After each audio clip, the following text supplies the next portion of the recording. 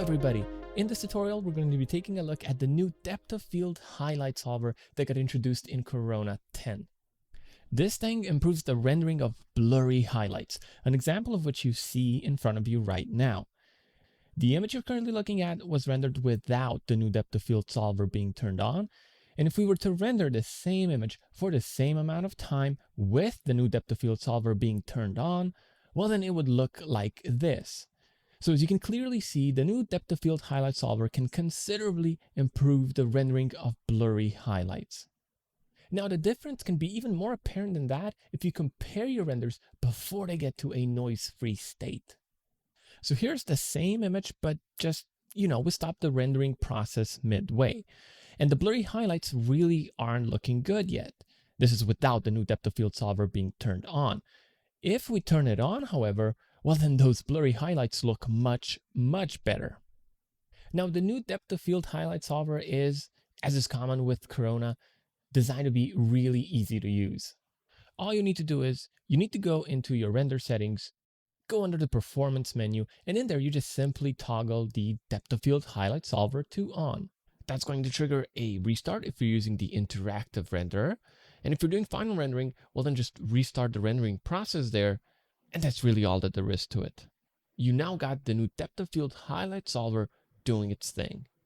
Now there are two parameters that you can tweak if you so want to, but we really don't recommend touching them at all because the defaults should work really well in the vast majority of the situations. In case you do want to tweak things though, for whatever reason really, well then the budget parameter defines how much power you want to divert to rendering out those blurry highlights. Obviously though, this comes at the expense of rendering out all the other effects. But I suppose if you've got literally nothing but blurry highlights rendering out, well then you could consider upping this parameter. Then you've got the reprojection count parameter.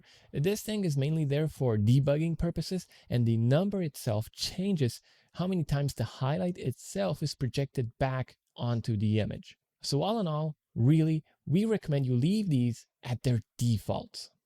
Now, one thing still worth mentioning here is that all of your depth of field settings and all your camera settings do still work with this new depth of field highlight solver. So just as an example, right, this image was rendered with a custom aperture shape, which, just like all the other camera settings, clearly still functions with the new depth of field highlight solver.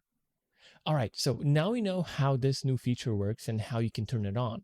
Question is, however, why isn't it on by default? Well, the new depth of field highlight solver will improve the rendering of blurry highlights. But if you don't have any in your scene, then it really makes no sense turning it on.